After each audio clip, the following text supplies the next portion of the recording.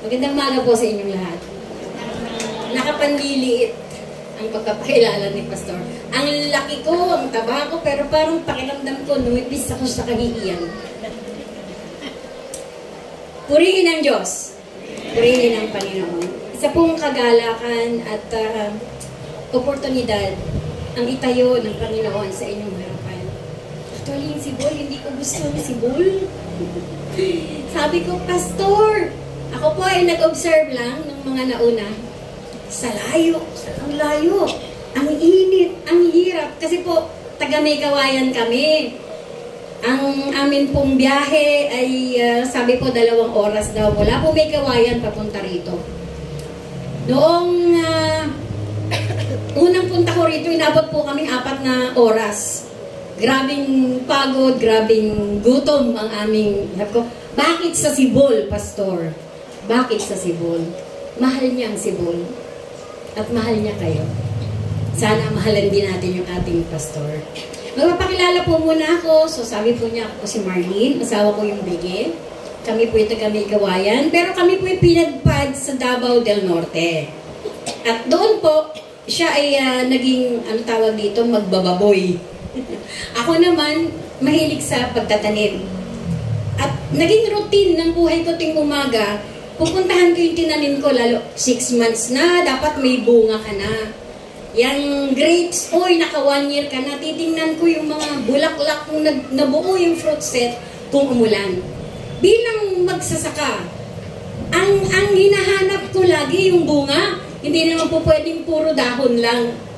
Parang, pag wala pong bunga yung itinanim ko, ay 2 taon ka na, dapat putulin ka na. Dapat ikaw ay alisin na dahil nakakasikip lang.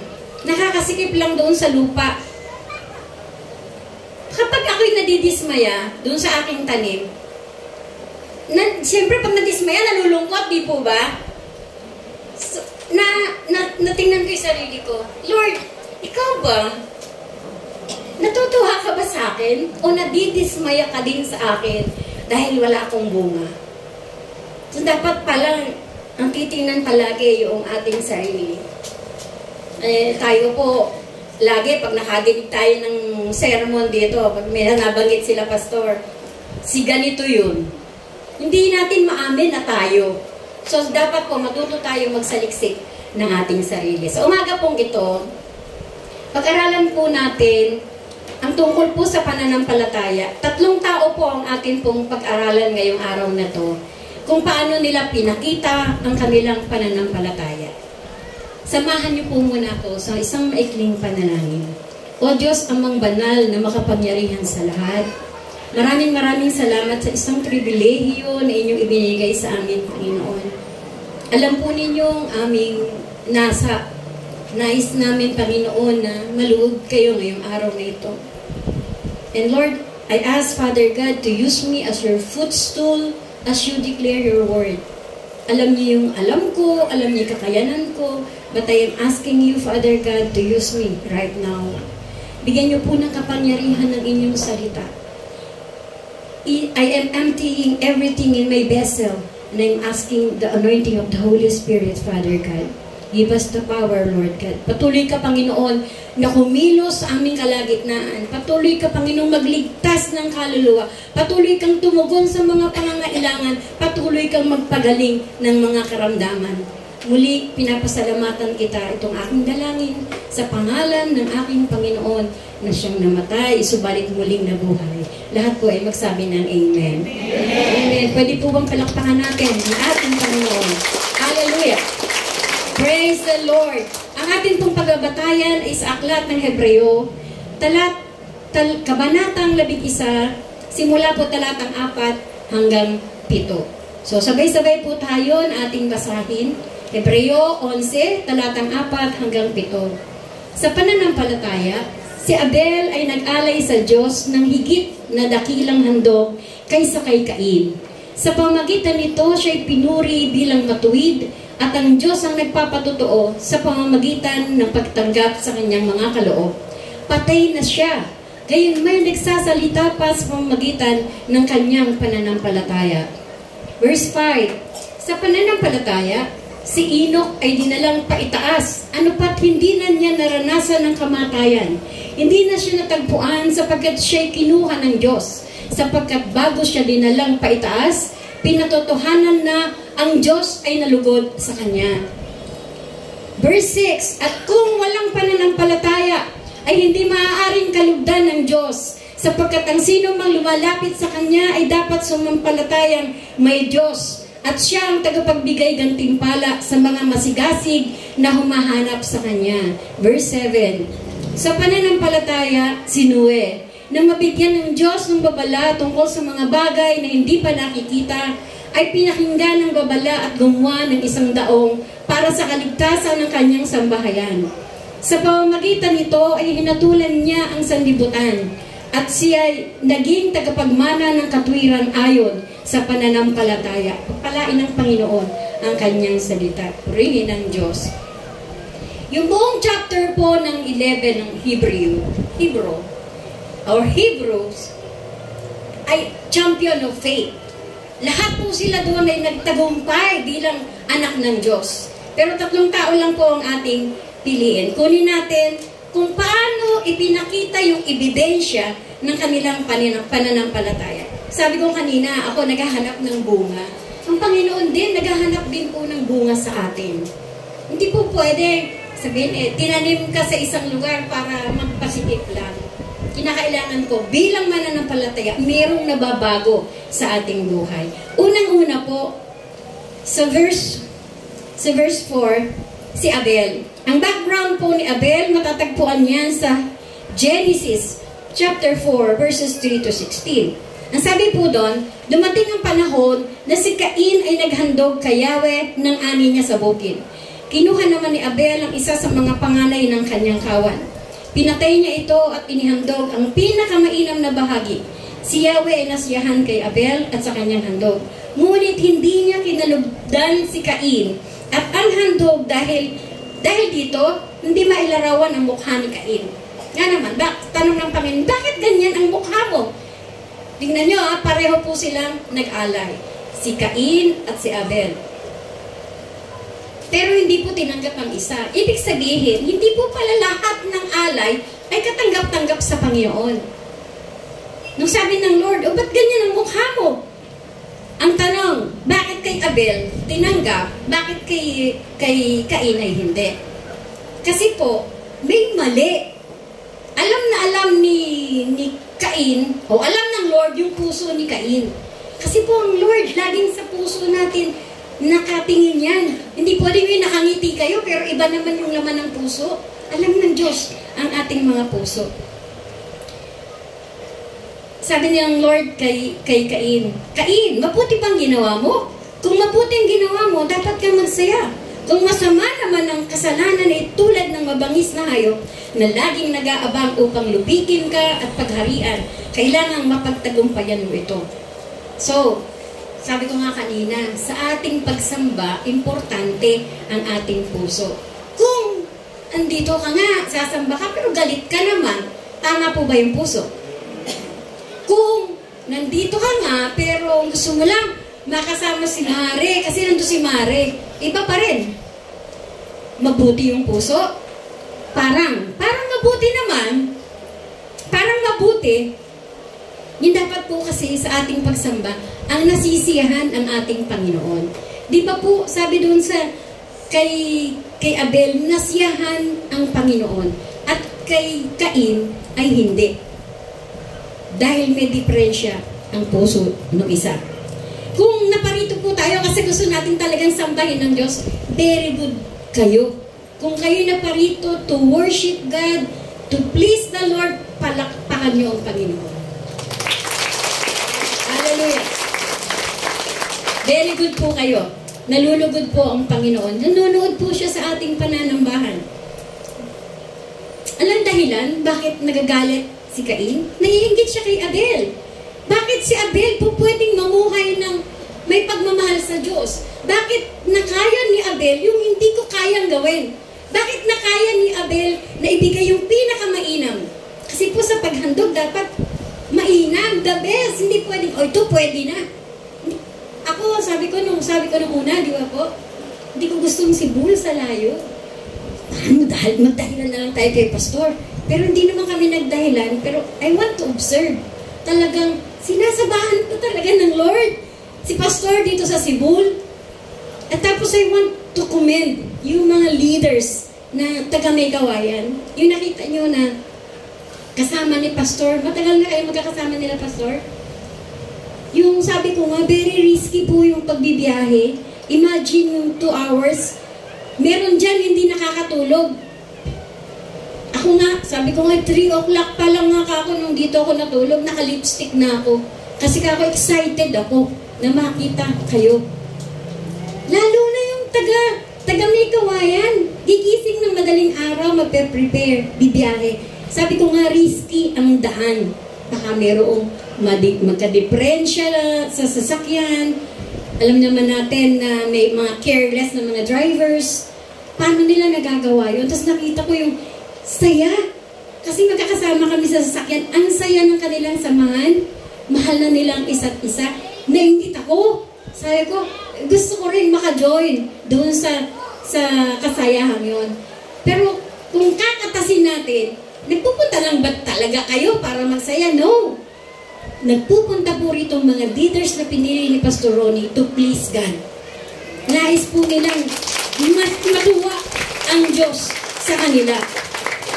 Yun po yung tawag doon, sakripisyo. Yung pong pag-aalay nung dalawa, sakripisyo yun. Imagine kahit po yung gulay na dala nitong si Abel, hindi Cain. Kahit na, sabi ko siguro bulok-bulok yung ibinigay. Di ba tayo pag nagbigay ng sitaw, upo, press? Ang isip namin, baka bulok-bulok yung binigay kaya hindi natanggap. Hindi eh. Hindi doon sa binigay, sa puso, kung paano mo binigay yun. So, thankful kami sa mga nagbibigay. Thank you sa inyong lahat. Yung ibang hindi kaya magbigay, okay lang yon. Ang the best po na pwede natin ibigay sa Diyos yung ating sarili. Itong ating sarili, ang mainam na ihandog natin sa Panginoon. At sabihin, Lord, gusto ko po maging masaya kayo sa buhay ko. Kasi tayo pag nananambahan, ang iniisip natin, gusto natin tayo yung masaya, tama ba?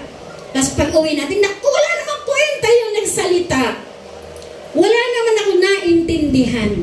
Pero kung tayo na parito, para, Lord, gusto kong pakita sa'yo, andito ko, nagmamahal sa'yo. Hindi lang yung leaders ni Pastor Ronnie, akong taga Sibul ay nagmamahal sa'yo. Gusto natin, maranasan natin yung presence ng Lord. Pero siguro kung pwede, magparanas din tayo sa Lord. Sabihin natin, Lord, andito ako. Magpaparamdam naman ako sa'yo. Praise the Lord. Hallelujah. Okay. So, ito pong si Abel, nagpakita ng ebidensya ng kanyang pananampalataya nang dahil sa pagsamba niya, nang dahil sa kanyang pag-aalay. He gave an excellent worship. Ang pangalawang tao po, maikli lang, ako po yung maikli lang magsalita. Hahaba lang ako, Pastor, mahaba magsalita yan. Humahaba lang ako kapag nakita ko na walang nakikinig. Siguro naman, ayaw niya makita pag mumukha akong matagal. Sabi ko nga, boses ko hindi mo pakikinggan eh. Itsura ko, hindi mo rin ako titingnan. Ako yung na-review, kwento muna ako. Bago pa lang sa pananampalataya nun, merong dumalaw na pastora sa amin. Eh ako pag nakikita ko ang mga pastor, maayos, matitikas. Yung hindi naman mayabang, pero they were very smart. Pag titingnan mo, pastor na pastor. Itong babae na pumunta sa amin, pastora pala yun. So, bungi. Maitim na katulad ko, mataba rin na katulad ko, ang buhok katulad ko din. Ang damit naman niya faded. Ano yan, yung lumang-lumang kupas. Talagang, pastor pala yun, ganyan. Judgmental ako. At bruhilda ako talaga. Bruhilda. Kaya nga kaibigan ko si pastor. Pero kami po ay binabago ng Panginoon. Dapat araw-araw binabago tayo ng Lord. Alam niyo, nung magsimulang magsalita yung pastor, nagtuturo, ikaw, nagnakaw ka ng sabon. Ikaw, nandito ka, pero ang puso mo ay marumi. Nagtuturo. Ilan yung tinuro niya, natakot ako. Sabi ko, Lord, patawarin mo ako, naging judgmental ako, balutan mo akong dugo ng mga pangyarihan. Dahil ayokong gumulong. Kasi lahat ng ituro niya gumugulong. Gumugulong sa hiya. Pero meron siyang nakita doon, kaibigan ko si Dr. Iniguez, hindi naman niya kilala. Sabi, pinakita ako na pinuputungan ng corona. Sabi ko, andito palang Panginoon. Kung alam natin, wala dito ang Lord, nagkakamali tayo para naman maiayos natin ang ating puso sa pagsamba. Kaya, alam natin, nandito ang ating Panginoon. Pangalawa po nagpakita ng kanyang pananampalataya ay si Enoch. Walking faith. Una, worshiping faith. Enoch naman po, walking faith. Ang background naman ito sa Genesis 5. Verses 21 to 24. Sabi doon, nabuhay si Enoch ng 65 taon at naging anak si Matusalem. At lumakad si Enoch na kasama ang Diyos. Pagkatapos na ipanganak si Matusalem na 300 taon at nagkaanak ng mga lalaki at mga babae. Verse 23, at lahat ng naging araw ni Enoch ay 365 or 365 taon. Verse 24, itong masarap. At lumakad si Enoch na kasama ang Diyos. Di siya nasumpungan o di siya namatay pagkat kinuha siya ng Diyos. Ang sabi doon, 300 taon na lumakad si Enoch na kasama ang Diyos. Ibig sabihin, doon po sa 65, na edad siyang 65 hanggang 65, hindi siya lumakad na kasama ang Diyos.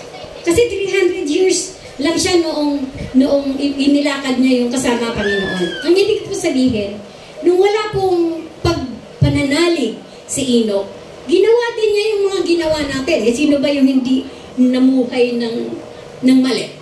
Sino ba dito yung banal? Taas ang kamay. Pero lahat tayo naging makasalanan. Taas po kamay yung naging makasalanan. Ako lang ba? Ako lang naging makasalanan? Di ba lahat tayo makasalanan? Oh, yung ganun, si Enoch, hanggang edad 65, umiinom yan, nagsisigarilyo yan, nagsusukal yan, punta ng punta kung saan-saan. Pero, ang sabi ng verse, pagkatapos, lumakad si Enoch na kasama ang Diyos, pagkatapos na ipanganak si Matusalem.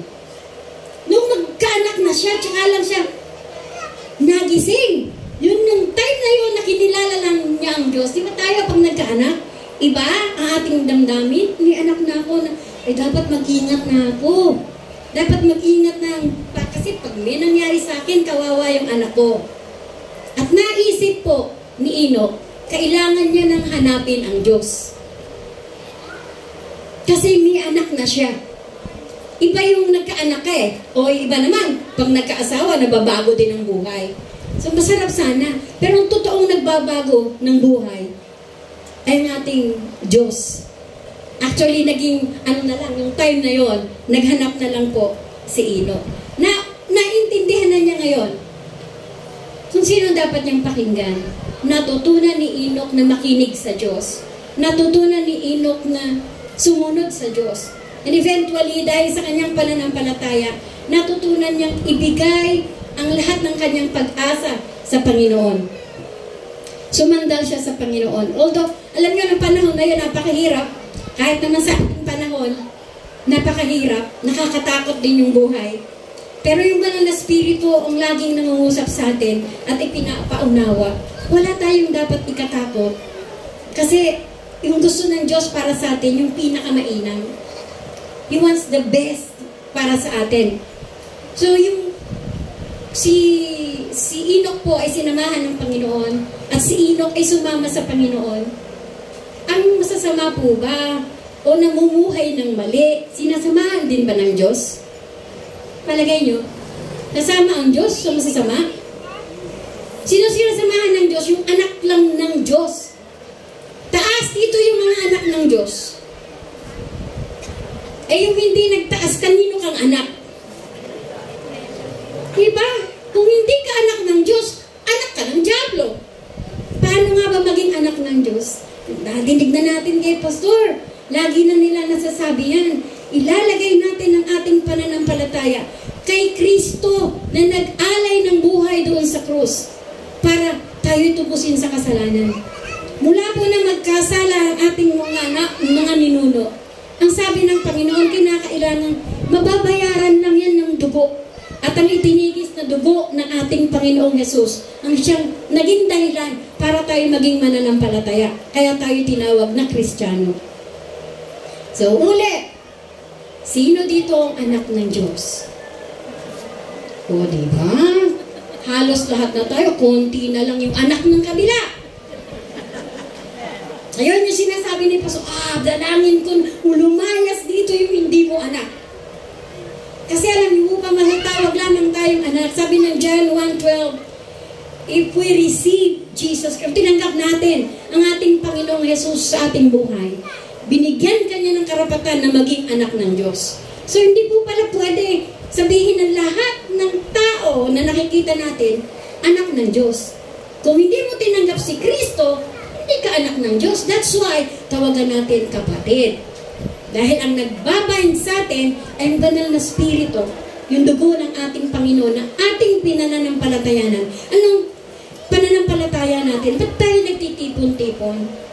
Kasi naniniwala tayo, yung kaligtasan na ipinangako sa atin ng Panginoon, sabi dadalhin niya tayo saan? Saan tayo dadalhin? Saan? Pastor, hindi nila alam, dadalhin kita sa King Palasyo. Dadalhin tayo ng Panginoon sa palasyo niya, doon sa kaharian niya. Kaya tayo nagtitipon-tipon. Hindi pwede nagtipon-tipon tayo ng wala lang dahilan. Dadalhin niya tayo doon. Ang ibig ko sabihin kanina, bakit yung masama ba samahan ng Panginoon? Sabi ko hindi. Ang masama kasi ang lakad niya hindi tuwid. Ang masama, ang lakad niya pahilis o kaya palayo. Palayo sa mabuti, palayo sa Panginoon. So, hindi natin siya pwedeng samahan. Parang, ang sabi po na Amos 3:3, maaari bang magsama sa paglalakbay ang dalawang tao kung di mo na sila magtipan o magkasundo? Hindi po. Hindi po talaga. Kaming dalawa ni Brother Boy, kapag mag-usap kami, sa isang lugar, punta tayo ng, sige, kunwari dito na lang. Punta tayo ng Cebu. Pag sinabi kong ayoko, makakarating ba kami dito? Hindi siya pwedeng umalis. Kasi hindi kami pwedeng magsama kasi ayoko. Yung pagkakasundo na sinasabi dito, yung agreement, kailangan tayo makipagkasundo sa Diyos, makipagkasundo tayo sa terms ng Panginoon, hindi sa terms natin. Madalas tayo bilang tao, Lord, eto gusto ko. Ito ang gusto ng Lord. Alam niyo, meron pong kasing, ang tawag dito yung, pamantayan. Meron pong pamantayan ng Panginoon. Tapos lagi tayong below sa kanyang pamantayan. Pero ni-reach out pa rin tayo ng Lord. Pinagtatsagaan pa rin tayo ng Panginoon. Imagine, tumanda tayo, mahal pa rin tayo ng Panginoon. Di ba po? Alam ba ninyo, mahal kayo ng Panginoon? Sabing every gising is a blessing. Salamat sa Diyos kasi andito tayo, yung iba po hindi na nagising. Tapos kahit mainit, meron tayong libreng hangin. Yung iba po binibili yung oxygen. Nakakalunos na kalalagayan. Kaya pasalamat tayo. Mahal tayo ng Panginoon. So hindi po sasama ang Lord sa mga lugar na hindi niya gustong puntahan. Madalas sa panalangin natin, Panginoon, samahan mo po ako. Ako prayer ko, Lord, samahan mo ako. Kasi binigyan ako ng pagkakataon. Sabi ko, natatakot ako. Pero pwede ko talagang sabihin, Lord, samahan mo ko kasi ikaw naman yung sinasamahan ko. Pero kung yayayain mo si Lord, kasi magmamadyong ka, do you think sasama si Lord? Lord, samahan mo ako, makikipag-inuman ako sa mga barkada ko para masabi ko sa kanila na mahal mo sila. Sasama si Lord doon? Hindi. Lord, gusto kong manalo para naman matulungan ko si Pastor sa loto, sa wedding, para matulungan ko si Pastor Ronnie sa pagpapagawa niyang sanctuaryo o iglesia. Kasi yung ganda ng motibo, no? Pag nanalo, bibigay kay Pastor yung konti o kalahati para samahan ka ng Lord. Palagay nyo, sasamahan kayo ng Panginoon? Ang ganda ng motibo, pero hindi po pupunta ang Panginoon sa mga lugar na gusto nating puntahan. Yayain natin si Lord, okay, at sumama tayo sa Panginoon kung nasaan ang Panginoon. At yun po ang natutunan ni Enoch. Natutunan niya na, di ba sabi ko 65 years na wala ang Diyos sa kanya. Hindi siya lumakad kasama ang Panginoon. Nung maisip-isip niya na, meron akong dapat gawin. Sa Diyos ako sasama. Meron akong pastor, kaibigan ni pastor yun, sabi nga, kung meron ka mang dapat itaya, iba tayo sa tumataya sa loto. At hindi pa tumataya sa loto, ha? Pero noon, bata pa ako, may nagtatayaan sa wedding. Taya mo nga ako, ikaw na magawa ng number. Kasi hindi mo ako sanay gumawa ng number. One time lang yun. So, inaasahan ko na ako'y mananalo. Pero pagka po ganun, sabi ko, Lord, samahan mo ako. Hindi naman ako sinamahan ni Lord. Kuya ko sabi, alika, magsasabong ako, tumaya ka. Pwede ba 10 piso? Bata pa ako nun eh. Kasi, nung una, nanalo siya. Ito, 20 mo. Sumunod, tumaya ka. 20 na, kasi para maging 40. Tuwang-tuwa ako pag nanalo. Pangalawa, natalo. Ayoko na. Hindi tayo sinamahan ng Diyos dyan. Kristiyano na ako nun. Hindi po kasi ibig sabihin na kapag nakilala mo ang Diyos, ngayon din binago ka na niya. Kasi proseso po yung pagbabago. Ako marami ako nadidinig patungkol kay Pastor Ronnie. Ako na mismo nagsasabi sa kanya, mayabang siya. Kasi hindi natin siya mababago, ganyan na siya magdamit, ganyan na siya pumorma. Pero alam ko, babaguhin pa rin siya ng Panginoon. Sabi ko, proseso, bakit kayo ba? Nung nakilala niyo yung Diyos, nabago kayo agad? Hindi. Taon ng binilang. Yung iba, hanggang ngayon, ako, matagal na akong mananampalatayang Kristiyano. Hanggang ngayon, meron pang dapat kalusin sa akin. Pero dapat nga, araw-araw, binabago tayo ng Panginoon. Noon,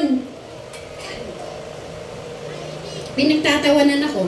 Kaya ako tinatago ko pagiging Kristiyano ko eh. Sabi, ito na si Pastora. Una-unahan po kasi akong naging mananampalataya. Alam niyo, para kang inuuyang. Sa bahay niyo ba, doon pala kayo galing sa born again. Ano nangyari? May nasabi ka lang kapraso pagtatampo sa'yo kasi born again ka na, ganyan ka pa magsalita. Diba?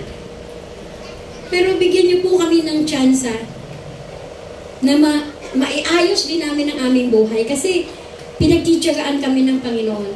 Pwede rin pong magtiyaga ang Lord sa ating lahat. Praise the Lord. So si Enoch po lumakad na kasama ang Panginoon to please God. Para po malugod ang Diyos sa Kanya. Para ang Diyos ang malugod. Pero tayo, di ba? Sabi ko kanina, gusto natin tayo yung masaya. Pag umuwi tayong lungkot, ano po ang dapat pag tayo sumasamba? Sino ang dapat na masaya? Si Lord. Pwede ba pag sumamba ay ang masaya si Lord lang? Pero alam niyo, pag pinasaya niyo si Lord, masaya din tayo. Tama po ba? Ano naalala ko yung sa paghahandog pala? Si Brother Boy nagbababoy, no? Sabi ko. Tuwing manganganak ko ang baboy, isa nun, para sa church. So, pipiliin namin yung pinakamainam. Isisingit ko, nakalimutan ko, naalala ko lang ngayon. Mabibigay kami ng isa. Offering namin sa Lord, yun ang hain namin sa Panginoon. Pipiliin namin yung pinakamalaki, yung pinakamaganda, kasi para sa Panginoon yun eh. Ang baboy po, kapag kapito lang yung anak, hindi ka kumita. Break even lang sa mahal ng feeds. Pagka po, alam nyo, nanganak yung baboy namin, 5. Kaya ibibigay pa ba natin to kay Lord? Lugi tayo. Sabi ko, ano yung puso ko? Sinabi ko na sa bawat anak ng baboy, isa para sa Panginoon. Tapos ako nang sasabi, bibigay ko ba to? Tao lang. Gusto ko sana maging pera, pero binigay ko pa rin sa Panginoon. So, siguro dahil sa hindi tama yung puso ko, alam ko, kahit nagbigay ako, hindi masaya ang Panginoon. So, gusto ko rin tanungin, ba't tayo naririto? Kung gusto nyo sana maranasan yung presence ng Lord, tama ba? Kayo po ba, tuwing tayo nagpupunta rito, nararanasan ba ninyo na narito ang Diyos? O narito lang si Pastor Ronnie? Unti-unti po matutunan natin na sa ating pagtitipon, nandito Panginoon. Sabi nga niya, for where two or three were gathered in my name, there I am in the midst of them. Kapag ka daw po 2 o 3 ang magkatipon sa kanyang pangalan, siya'y naririto. Nasa kalagitnaan, mga kapatid. Higit po tayo sa 2. Higit po tayo sa 3. Tanong, naniniwala kayo, andito ba ang Espiritu ng Diyos? Amen. So, nanunood po ang Lord. Hallelujah. Ang ating pong pananampalataya, lalago po yan. Huwag kayong, tawag dito, huwag kayong makampante na ganyan lang, o upo lang ako. Kung si Pastor may pangarap, ako may pangarap din. Total, nandito na ako sa Cebu. Nangangarap ako sa pagsama sa akin ng Diyos. Gusto ko rin na hindi lang tayo linggo-linggo magkita-kita. Gusto ko sana merong ilang bahay na magbubukas ng kanilang tahanan. Lika, mag-aral tayo ng banal na salita para tayo lumalim sa Panginoon. Para mas marami pa yung, mas lumago tayo sa Kanya. Para kahit anong problema dumating sa ating buhay, makaya natin na lumakad kasama ang Panginoon. Pangarap ko po yun, dito sa Cebu. So, sana merong kahit ilang tao lang na pagsisimulan namin na mag-aral, tapos kayo na mismo magbabahay-bahay para sila man ay makadinig patungkol po sa ating Panginoon. So, kung nasa tamang katayuan po ang ating ugnayan o relasyon sa ating Diyos, sigurado lagi po tayo makikipag-usap sa Diyos. Paano po yun? Sa pamagitan po ng pananalangin. I'm sure lahat tayo nananalangin. Hindi lang tayo nagpipray kasi meron tayong bills o babayaran. Hindi tayo nagpipray kasi meron lang karamdaman. Hindi lang tayo nagpipray dahil sa pagkain. Mga apo ko po, natutong manalangin. 3 years, siya na nagpipray sa pagkain. Lord, bless the food that we're going to eat. Thank you po. Pag may sakit ako, minsan susumpong tayo na arthritis. Pag-pray mo nga ako, ang prayer niya, Lord, bless the food that we're going to eat. Nasanay na yung aking apong manalangin puro sa pagkain. So wag po tayong masanay na puro hingi lang sa Lord. Sana, Lord, ano yung pwede kong gawin ngayon? Nasasamahan mo ko. Para naman matuwa ka naman sa akin. Amen po ba? Amen. Okay. Ang pangatlo, sabi ko sa inyo, maikli lang. Tatapos na tayo. Tutuwa kayo, natapos na tayo. Palakpakan natin ng Lord. Hallelujah. Okay. Ang pangatlo po, si Noah, working faith. So, una, worshiping faith. Si Abel, yung pong paghahandog. Pangalawa, si Enoch, walking faith. Ang pangatlo, si Noe. Ito naman po, working faith. Ang background po niya sa Genesis. Pero sabi po sa Genesis 5:22, at ginawa nga ni Noe ang lahat ng inuutos ng Diyos. Sa chapter 7 naman, verse 5, ang sabi doon, at ginawa nga ni Noe ang bawat iniutos ni Yahweh. Kasi kilala natin si Noe, di ba? Alam natin yung daong ni Noe. Hindi po yan isang kwento lang, yan ay tunay na pangyayari. Na dahil sa galit na ng Diyos, dahil po lahat ng tao ay masama, nagsisipa nga ang Panginoon, bakit daw niya nilikha ang tao? Kaya lilipulin niya ang lahat ng tao, pati lahat ng hayop. Alam niyo, napakahirap po ng ginawa ni Noe. Nahirap dahil, sabi, ikaw ay gumawa ng bangka, ng ark, or gumawa ka ng daong, dahil lilipulin ko ang sanlibutan. Lahat mamamatay. So, si Noe po, nanampalataya. Alam niyo yung pananampalataya? Naniniwala ka na mangyayari yung isang bagay na hindi mo nakikita. Si Noe, kaya sabi ko, ang hirap ng kanyang ginawa kasi wala pa pong ulan nung panahon na yon. Hindi pa siya nakakita ng ulan. Tayo nakakita kahit baha. Diba? Pero tayo hindi natatakot kasi huhupa din yan. Pero nang sabihin ng Panginoon na lahat ay mamamatay dahil sa baha, Naniwala si Noe. At siya po, dahil sa kanyang pananampalataya, gumawa siya ng arko. Alam niyo yung bangka ako ng bangka. Yung daong na yon, ginawa niya ng 120 years siyang mag-isa. 120 years siguro naman. Kung ako, siguro kung 60, sige, gagawin ko, pero 120, sobra na. Imaginein po natin yung bawat puno na itutumba ni Noe para gawing bangka ulit. Daong. Bawat puno. Ang daong po na ginawa, alam niyo yung football field? Napakalaki. 1.5 noon ang lawak. So, kung yung daong na yon, parang 4 na palapag, 4 na floor, ganun kataas. Paano itatago ni Noe yun? Para hindi siya imak ng tao, para hindi siya, uy, baliw si Noe. Tinawag po siyang baliw.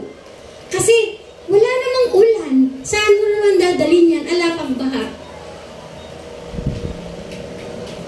Sabi ko yung pangarap ni Pastor Ronnie na alagaan ang mga senior citizen, ang mga ulila, lagi niya yung pinopost kasi hindi niya nakakalimutan yung gusto niya na gawin para sa Panginoon. Sabi ko, gusto kong, alam mo, hindi ako naiinggit sa'yo, sabi kong gano'n. Ang hirap ng gusto mong gawin. Kung pinapagawa ng Diyos yan, wala naman talagang imposible.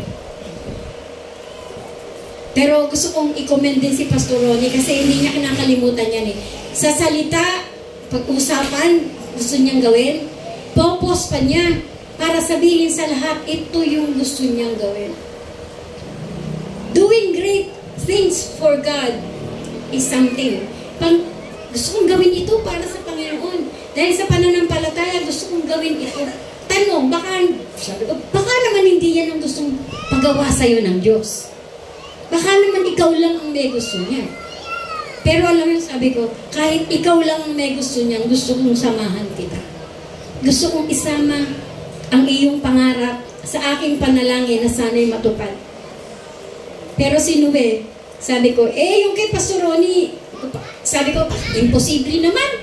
Kung siguro mga 50 senior, kaya mo, madaming senior, kaya mo ba? Ate, pag ang Diyos ang nag-utos, siya ang tutustos. Tama nga naman. Tama nga naman. Hindi naman ako gagastos kung pera ko to. Pero pera niyo naman, ginagastos din naman yan. Pero yung pag-alaga, pagtatayo ng santuaryo, napakalaking pangarap niya sa Panginoon. Nangangarap siya at nananalangin. Pwede bang samahan natin si Pastor Ronnie sa pananalangin? Kasi yung plano niya, hindi naman para sa iba. Sinimulan niya rito at naniniguro ako. Kasama kayo doon sa kanyang pangarap. Samahan niyo po kami sa pananalangin. Gusto kong magtagumpay si Pastor Ronnie doon sa kanyang pangarap. Alam niyo si Noe, sabi ko nga, sinasabi, luko-luko. Marami din nagsasabi. Loko-loko din yan eh. Kasi yung nakakausap ko, hindi naman niya nakakausap. So, pareho lang ko ni Noe na pinagtatawanan kasi mahirap yung gusto mong gawin. Pero okay lang po yun kay Noe. Okay din naman kay Pastor Ron, wala akong pakialam sa kanila, sabi niya. Sabi ng astig na pastor, ng grasyosong Diyos na nagpapagaling at nagpapalaya, wala akong pakialam sa kanila. Dahil doing great things for God, kahit ako lang ang may gusto, alam kong sasamahan ako ng Panginoon. Hallelujah.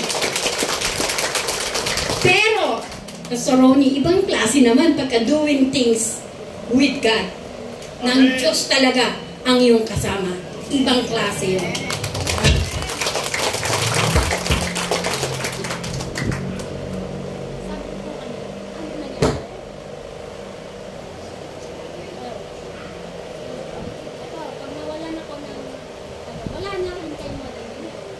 Pastor Ronnie, kahit walang mikropono, dinig na dinig natin.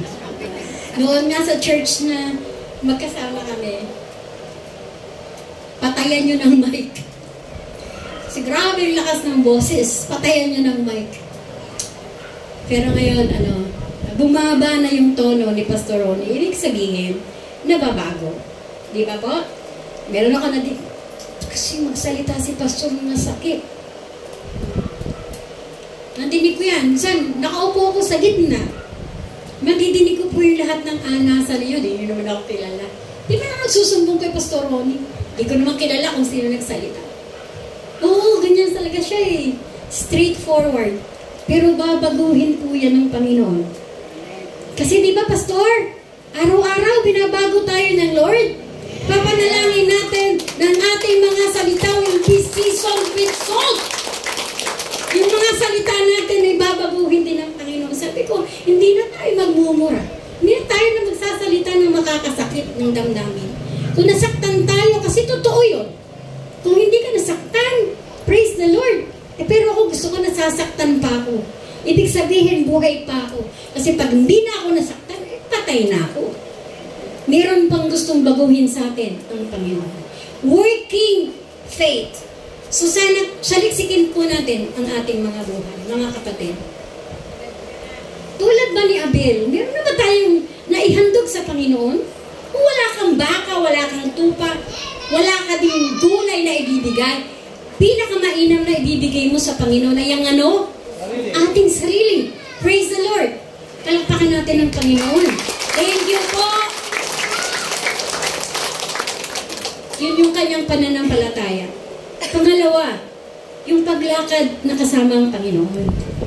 So araw-araw, dapat kasama natin ng Lord. Sabi ko kanina, hindi tayo sasamahan niya sa mga kabulastugan. Sasamahan tayo ng Lord sa lugar na Kanya lang pinupuntahan. Sumama tayo sa Kanya. Mag-grow po tayo. Tayo po'y lalago sa pananampalataya kapag lagi po tayo nagbabasa ng banal na kasulatan. Meron po ba kayong mga Bible? Taas ng kamay na merong mga Bible. O diba, konti. Sino ang merong cellphone? Uy, konti lang. Lahat na may cellphone. Pagka hindi nyo tinaas kamay yung mga walang cellphone, mawawala yan. Pag te-pray ko, mawala yung cellphone. Ganito po. Meron pong app. Okay, baba na po. Salamat. Meron pong app sa... Alam niyo ako, walang alam dyan eh. Dati, ayoko nga yan. Gusto ko dala-dala ko Bible. Nung una ako mananampalataya, hiyang-hiya ako eh. Kasi sabihin, ito na si Manang, ito na yung banal. Hindi naman akong banal, alam ko nung maldita ako. Masakit nun. Tinatago ko yung Bible ko. Meron pa akong Bible na pagkalit-liit.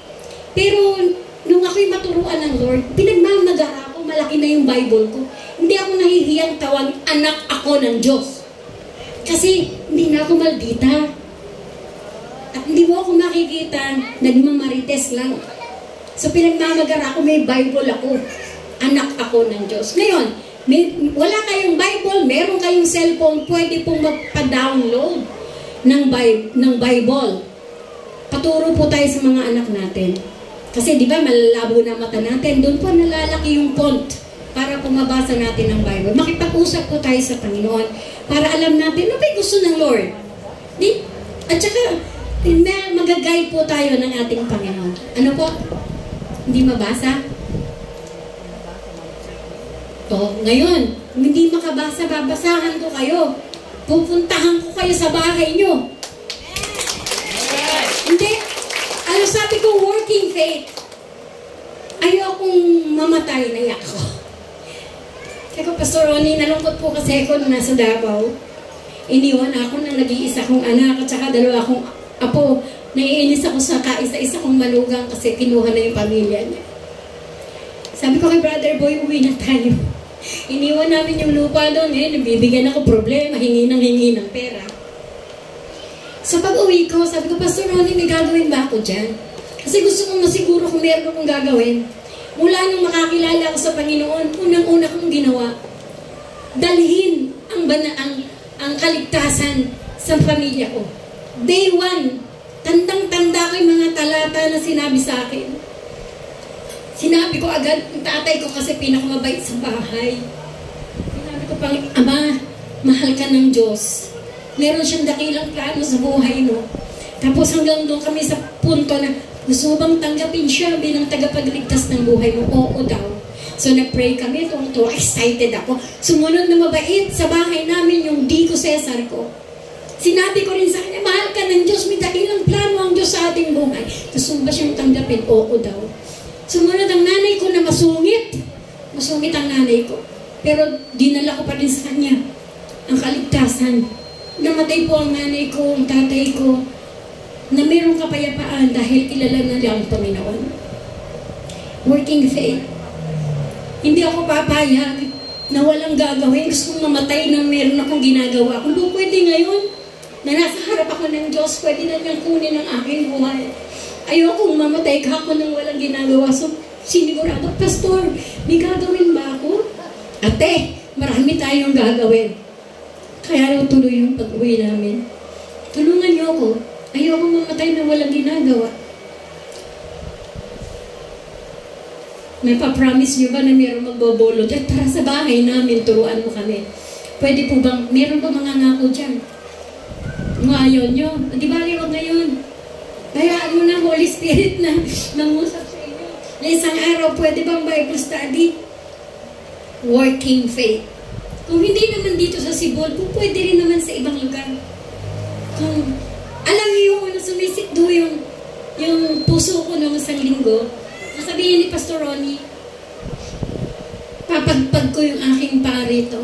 Biglang, umano yung puso ko. Nung una ako nagsabi sa kanya, ba't ba dito mo pinili? Pagkalayo-layo. Dahil lang pumunta ko rito, sabi ko, sayang yung kaluluwa. Sayang ang kaluluwa kung papagpag yung paa. Pasalamat ko dahil hindi niya tinuloy na ipagpag yung kanyang paa. Ibig sabihin, iiwanan na niya kayo. Pag pinagpag niya yung kanyang paa, dahil nasa Bible po yun. Kung hindi niyo tatanggapin ang lingkod ng Diyos, ipagpag ninyo ang inyong paa. Tayo kung mangyari yun dito. Isang araw magsisisi din tayo, bakit ba pinakawalan natin yung isang oportunidad na malapit tayo sa ating Diyos? Ulitin ko, saliksikin po ninyo, sa loob ng ilang panahon na naririto ang gawain. Meron na ba akong pananampalataya na katulad ni Abel, na kayang ihain kahit ang buhay para malugod ang Diyos? Meron ba akong pananampalataya na katulad ng kay Enoch, na kaya ko pong iwaksi ang lahat, makasama ko lang ang Diyos? Meron ka na bang pananampalataya na katulad ng kay Noe, nagagawa ka alang-alang sa Panginoon, lalakad ka at gagawa alang-alang sa kapurihan ng ating Diyos? Pag-isipan ko ninyo. Magandang umaga po sa inyong lahat.